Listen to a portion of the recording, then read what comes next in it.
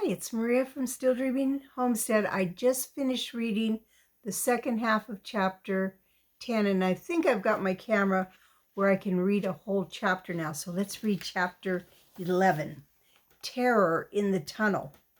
Hey, DJ yelled again. His voice echoed strangely down the tunnel. What are you doing?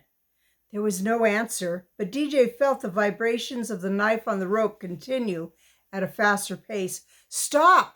Don't do that! Again, there was no reply. Desperately, DJ started climbing hand over hand up the sturdy yellow rope. Hey, stop! Are you crazy, mister? DJ's own carbine lamp wasn't as strong as the big flashlight shining down on him.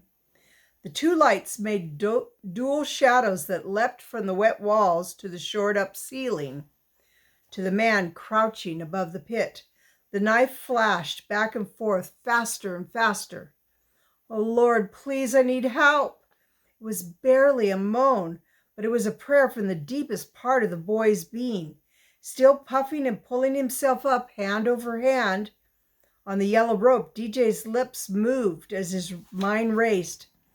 I misled my parents. I said mean things to Alfred. I cut school. I shouldn't have entered the mine. But the gold. His voice trailed off and he half moaned, Lord, forgive me. A voice seemed to come from somewhere in the passageway. DJ? DJ, is that your light? The knife stopped moving on the rope. The man's light went out. The boy's own lamp gave him his first clear view of the man who had leapt to his feet. He stood half crouching, knife in hand, peering back towards the entrance of the mine. DJ's light touched the man's face.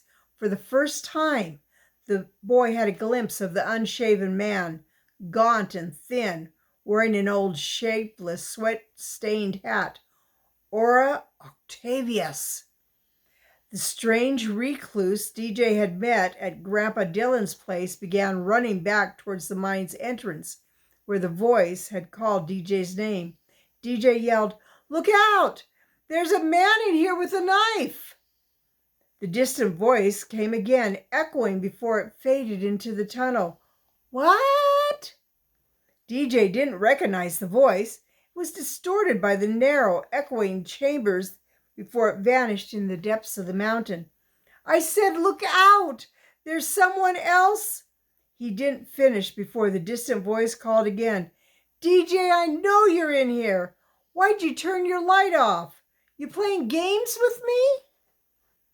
Alfred?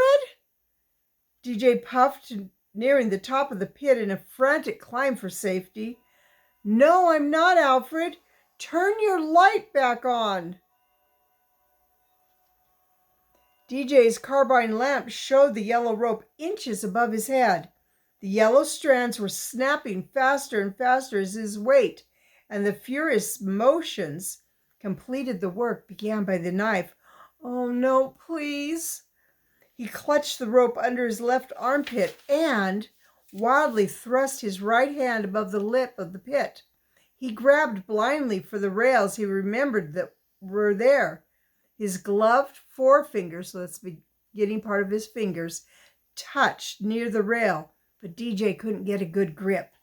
In a frenzy of fear, DJ hitched himself up higher with his left hand. Dimly, he heard his name called again just before the final strand broke. The boy groped desperately over the top of the lip, thrusting both hands out towards the rusted rails he still could not see. The broken end of the rope hissed past his ear, sailing out over the black pit towards the far wall. Out of the corner of his eye, DJ saw the rope sag.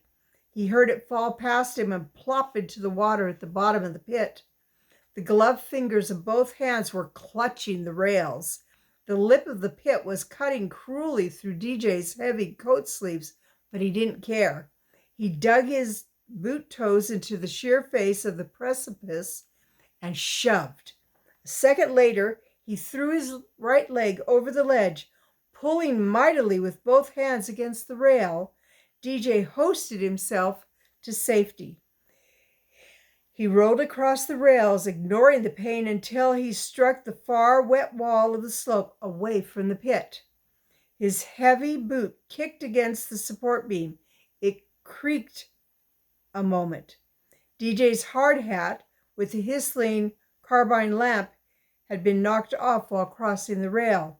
The beam swept the tunnel ceiling, settling on an ancient crossbeam resting across the upright support DJ had accidentally kicked. The boy barely noticed. Phew! Thank you, Lord. DJ lay for a moment, gulping air into his tortured lungs.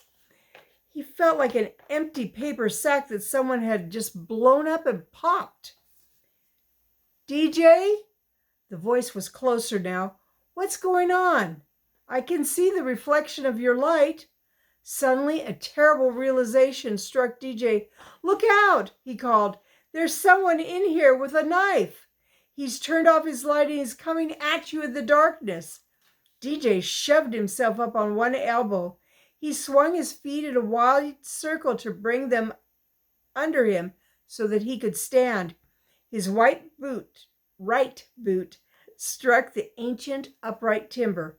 A tiny trickle of debris slipped from behind the overhead ceiling timber where it joined the upright beam that DJ had just dislodged. For a moment, the terrible meaning of the little dirt and rock trickle escaped the boy. He was thinking only about what was to happen in the tunnel near the entrance where Aura Octavius was slipping through the darkness towards someone. A second spurt of dislodged debris fell across the carbine's light beam toward the tunnel floor. Slowly, like a slow-motion film, the aged overhead crossbeam cracked and started to fall away from the other support beam. But that beam, freed of the other's weight, leaned dangerously. Then faster and faster the rotting timbers fell towards the passageway floor. Cave in! DJ yelled. He grabbed for his hard hat, with attached lamp, but the broken crossbeam swooshed past the boy's face and struck the lamp with a glancing blow. The hat sailed crazily into the air. The tumbling lamp made wide shadows leap in every direction. When the lamp fell away from DJ deeper in the tunnel, past where the upright beam had crashed into the rails, the hat landed upright so the light showed against the shiny wet walls across the pit. DJ didn't dare try to recover the light, which showed debris falling in every part of the passageway ceiling. The sickening crack of more falling timbers and support beams made DJ turn towards the distant drift. He leapt to his feet, stumbled over the rail, and almost pitched headlong into the pit again. His flailing left hand struck the yellow rope he'd tied off at the pit's edge. The support beam had broken and the rope was slack, but DJ clutched wildly and held on. Whoa! He threw himself backward from the pit and kept his feet by pulling the slack out of the guide rope. DJ regained his balance and slipped the yellow strand under his left armpit. He reached out and grabbed the rope with both gloved hands. Come on, feet, he whispered. Move, move. He trotted back along the passageway, away from the terrible pit, away from the comforting lamp, guided by the rope sliding through his gloved hands. He heard voices ahead around the curve in the tunnel. Behind him, more rotting timbers creaked and groaned. Methane gas! The thought exploded into DJ's mind. Mr. Kirsten's words went off like a string of firecrackers in the boy's thoughts. Rotting vegetation or timbers, odorless, tasteless, deadly poison gas, explosive. Look out, he yelled, stumbling over the now invisible rails in the darkened tunnel. Cave in! Poison gas! Get out! Get out! It's liable to explode! DJ's desperate cries echoed hollowly in the black passageway. The sound seemed to be sucked up by the mine so that the words didn't go anywhere.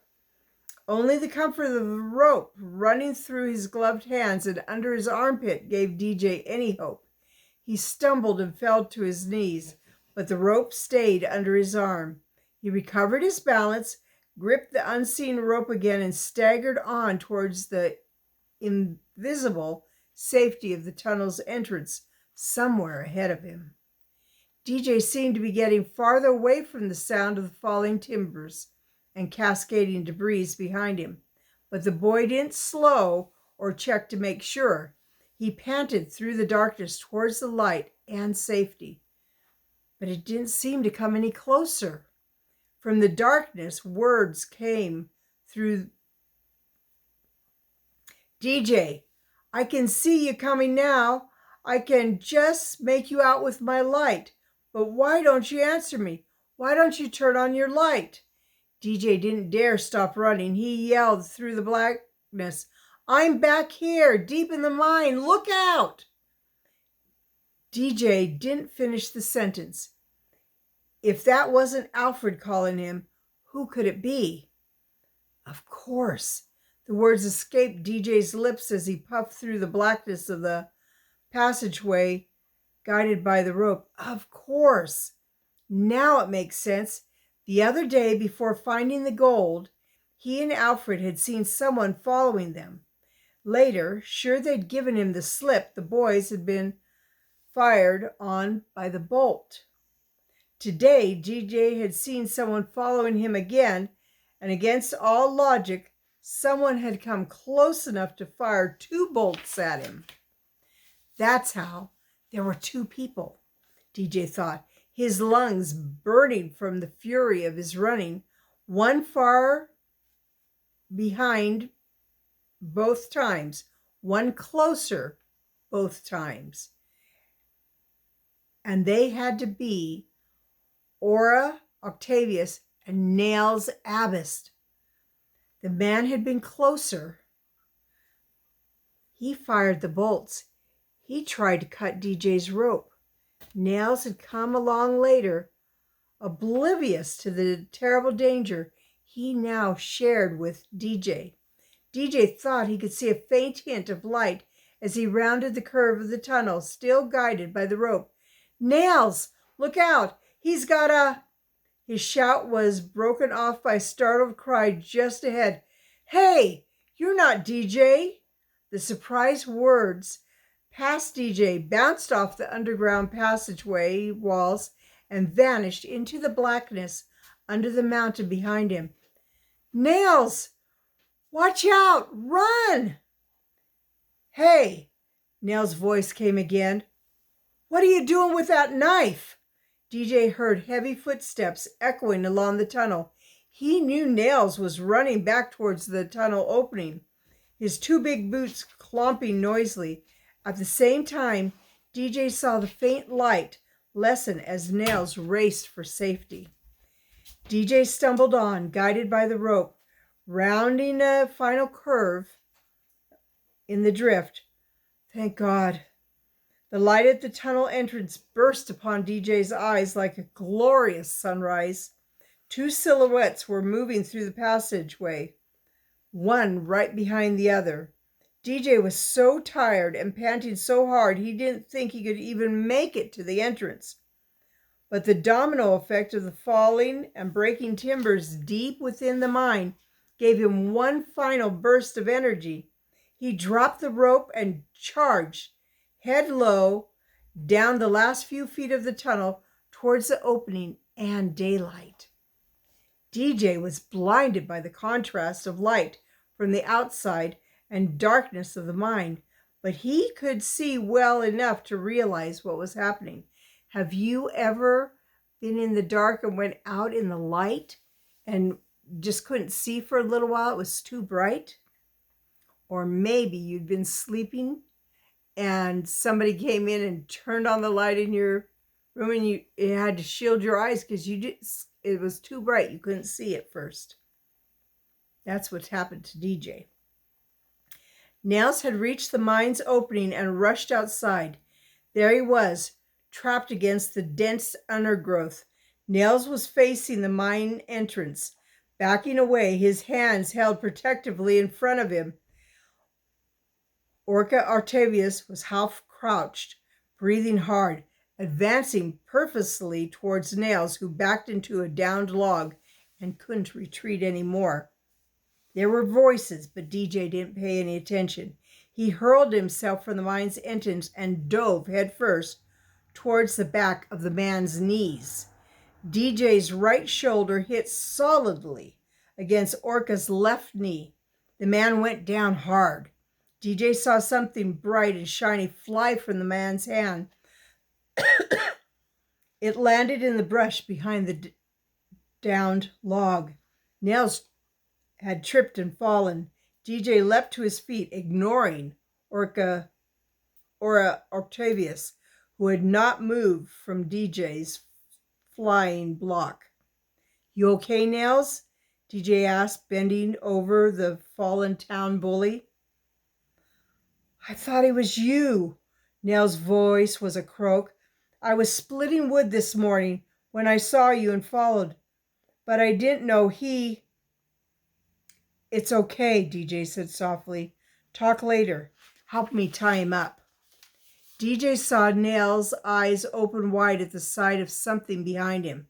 DJ whirled, expecting Orca Octavius to be upon him. The boys was surprised to see the man racing towards the mine's entrance. "Hey!" DJ yelled. "It's starting to cave in." "The gold!" Orca Octavius cried without looking back. He ran towards the tunnel. "I found it! After all these years, I found it! I've got to get it!" DJ sprinted after the man. "You can't go in there! The timbers are breaking. There'll be gas, and my carbine lamp is..." He didn't finish. There was a bright flash inside the mine. The blackness vanished, and the interior of the passageway was clearly visible. A second later, there was a dull boom from deep under the mountain. Debris shot from the tunnel's opening. The concussion knocked Orca down first, then DJ. The boy tried to get up, but his ears roared and his legs wouldn't obey. He glimpsed heavy dust and debris spewing out of the mine opening and coming at jet speed toward him. But DJ couldn't move. Something thick and black seemed to have grabbed him. He seemed to be falling down into something. He tried to stop himself, but he fell down into total darkness and silence. That is the end of chapter 11. So, we'll be back again tomorrow. I hope you're enjoying this. This DJ, he just keeps finding more and more trouble. I don't know what happened to Aura. We'll find out. All right, Maria from Still Dreaming Homestead, I want to pray blessings on you and yours, in your house, out of your house, in the day and in the night. Whatever you do, keep dreaming, keep a story in your heart. All right, good night.